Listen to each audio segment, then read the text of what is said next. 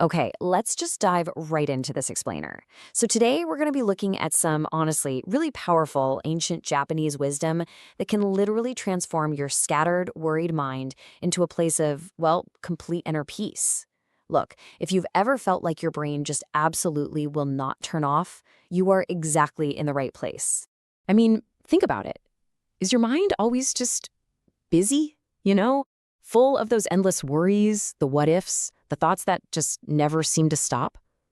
First off, I really want you to know you are not alone in this. So many of us spend our days just replaying old conversations, right? Or dreading a future that hasn't even happened yet. We end up feeling totally trapped in this exhausting cycle of overthinking, and honestly, it can feel kind of impossible to escape. But what if it isn't? We're actually going to shift your mind from that chaotic storm, the endless worries, drifting around, constantly replaying the past, into a calm, clear lake. A mind that's focused, at peace, and navigating with real intent. And honestly, the absolute best part, we're going to achieve this using 7 incredibly simple mindset shifts. So no complex rituals required here, just new, practical ways to think and really take back your inner peace. So let's start with your big picture direction, Ikigai. This basically translates to discovering your reason for being. It's the source of your joy and what gives your life true meaning. Because here's the thing, when your mind lacks a core purpose, it just automatically fills that empty void with worry. Ikigai kind of acts as your compass. When you're deeply connected to a purpose, all those small, everyday worries, they suddenly just lose all their power over you. Okay, so how do we actually find that purpose in real life? Well, a really great modern approach to discovering your ikigai is just asking yourself 4 specific questions. What do you love? What are you genuinely good at? What does the world actually need? And practically speaking, what can you be paid for? Now, listen, you do not need the perfect answer to all of these overnight. That's totally not the goal. But just exploring these 4 questions gives you a really clear why. It's a journey that actually strips those nagging daily worries of their power by giving your days some true direction. Right, so once you have that purpose, you've really got to protect your mental energy.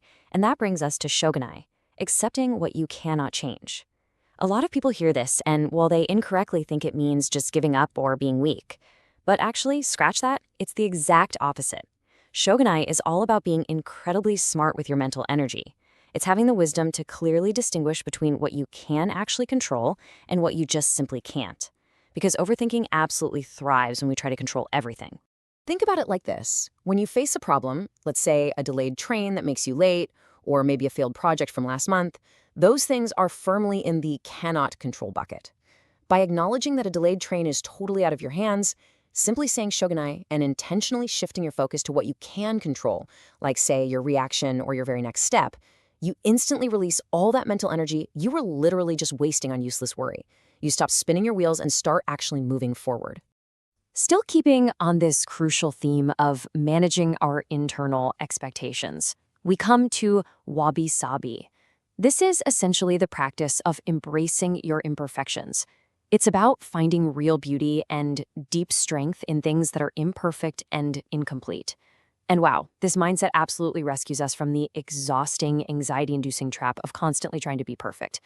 Perfectionism is just this massive fuel source for overthinking, right? It just leaves you tired and anxious. Wabi Sabi offers a completely different, much kinder path for us. Honestly, there's no better representation of wabi-sabi than kintsugi. That's the Japanese art of repairing broken bowls with gold lacquer. Notice how they don't try to hide the cracks at all? They actually highlight them. The break becomes part of the object's history, making it even more beautiful.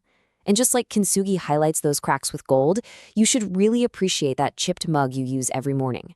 It's about viewing your own mistakes and flaws not as defects, but as these beautiful, golden marks of a life that's authentically been lived. It literally quiets your inner critic instantly. All right, so we've talked about how to think.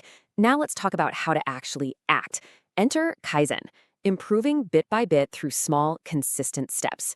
You know how overthinking often totally paralyzes us because we look at this massive goal, like, I don't know, getting perfectly healthy or changing careers, and our mind immediately just visualizes this massive flood of obstacles? Well, Kaizen is the absolute cure for that paralysis. Here's exactly how Kaizen works in practice. The overthinking trap tells you to meditate for 30 minutes. And naturally, your brain panics at that huge commitment, so you just fail to start. But the Kaizen step, meditate for exactly 1 minute. The trap says, write a whole novel. The Kaizen step says, hey, just write one single sentence today. By shrinking the goal down to just 1 minute or one sentence, the action becomes so incredibly small that your mind literally cannot say no. It completely bypasses the overthinking brain, allowing you to patiently build some really powerful momentum. Now, to really ground yourself in those small actions, we turn to Zanshin, the practice of focused presence. Overthinking is basically the main symptom of a scattered mind. Like, you might be physically sitting right here, but mentally, you're 10 years in the past or 5 years in the future. Zanshin directly starves that scattered, overthinking mind by giving it absolutely nothing to feed on. It forcefully, but gently, pulls you right back to right now. So in practice, this means when you wash the dishes, you're only washing the dishes. You actually take a second to feel the warmth of the water. You hear the sounds of the clinking plates. You definitely don't use that time to replay some stressful meeting from work. Naturally, your mind is going to try to wonder. I mean, that's just what minds do. But when it does, you don't judge it. You just bring your focus right back to the water and the soap. You're actively training your mind, just like a muscle, to gently return to the present. And look, when your daily environment just becomes way too overwhelming, we actually have a literal reset button in Shinrin-yoku. This is reconnecting with nature, or what's often called forest bathing. It's this practice that got super popular in Japan in the 1980s as a direct response to high levels of stress. It's really just about being in a natural space and connecting with it deeply through all of your senses. It basically acts as a complete circuit breaker for a mind that's stuck in an endless loop of worry. And this isn't just some poetic idea, right? It's actually backed by hard science. Shinrin-yoku physically lowers your main stress hormone, cortisol. It reduces your blood pressure, and it tangibly calms feelings of both anxiety and anger. And the absolute key here is that this is not about rigorous exercise or hiking 10 miles. It's literally just about leaving your smartphone behind, walking slowly in a park or a forest, and simply absorbing a green space for even just 20 minutes to get these incredible benefits. It pulls you right out of your head and into the quiet of the earth. Finally, to maintain this wonderfully open, grounded state that we've been building up, you really have to embrace Shoshin. This is the concept of keeping a beginner's mind. It essentially means approaching all things, even the stuff you're already super familiar with openness, deep curiosity, and just a complete lack of preconceptions. Because think about it, overthinking absolutely thrives on the intense pressure to be the expert, the person who has to have everything figured out, who's closed-minded and honestly just terrified of being wrong. But a beginner listens to actually understand, not just to reply. A beginner asks questions. They are entirely free from the exhausting need to be perfect. Shoshin tells you that even if you are an absolute master at something, approaching it with the freedom of a beginner is the ultimate enemy of overthinking. So wrapping this all up, a quiet mind does not come from thinking more about your problems. It comes from thinking differently. You are absolutely not a prisoner of your own thoughts. You have the tools now, whether that's finding your purpose, accepting your limits, taking tiny steps, embracing your real imperfect self, staying present, walking in nature, or just staying curious. So to build a quiet and fiercely strong mind, I want to leave you with this question.